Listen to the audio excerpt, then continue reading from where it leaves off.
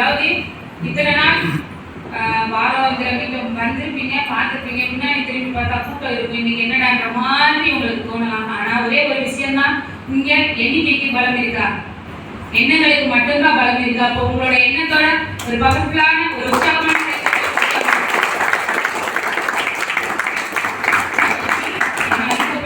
என்னோட பேர் தனலட்சுமி.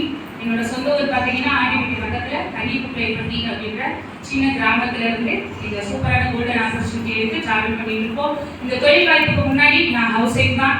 பசங்க, வீடு, மாடு, தோட்டம், தொழில் இப்படின்னு சொல்லக்கூடிய மித்த எல்லா பொறுப்பையுமே எடுத்து பார்த்துட்டு இருந்தோம். இந்த வாய்ப்பை சொல்ல வரும்போது ஒரே ஒரு விஷயம் மட்டும் புரிஞ்சுக்கிட முடிஞ்சு.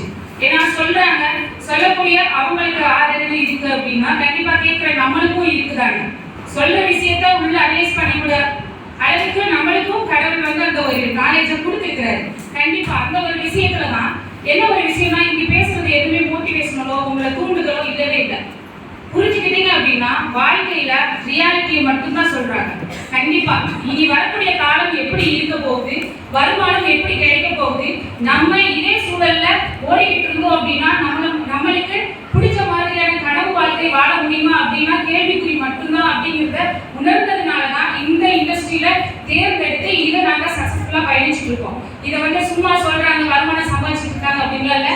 நான் படிக்கும் போது என்னோட அக்கௌண்ட்ல வந்துட்டு ஸ்கூல் டைம்ல அக்கௌண்ட் ஓபன் பண்ணும்போது எனக்கு ஸ்காலர்ஷிப் அமௌண்ட் தான் 1000 ரூபாய் அனுப்பிச்சுடுவாங்க.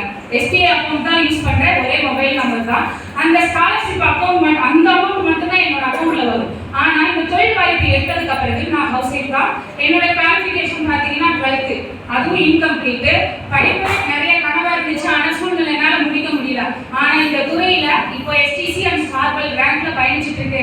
லாஸ்ட் போன பினான்சியல் இயர்ல தனலட்சுமியோட மொத்த வருமானம் பார்த்தீங்கன்னா 5.5 லட்சம் ரூபாய் இன்னைக்கு நான் வருமானம் எடுத்திருக்கேன் அப்படின்னா எந்த ஹவுஸ் ஒய்ஃப்னால வீட்டில் இருந்து ஒரு வருமானம் எடுக்க முடியும்னா கண்டிப்பா இல்லை. ஆவரேஜா நீங்க பிரிச்சு பாருங்க.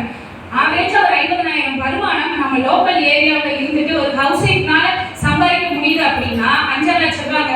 நெக்ஸ்ட் இயர்ல என்னுடைய மொத்த இன்கம் அப்படின்னு பார்த்தீங்கன்னா 10 லட்சம் ரூபாய்க்கு ஒரு ரூபா கூட குறையாதுன்றதை நான் கான்ஃபிடென்ட்டா சொல்லிட்டு போறேன். இது வாய் வார்த்தையா சொல்லுறேன். நீங்க பார்க்கணும் அப்படின்னா என்னோட ஸ்டேட்மெண்ட்டை எடுத்து முன்னாடி காமிச்சேன்.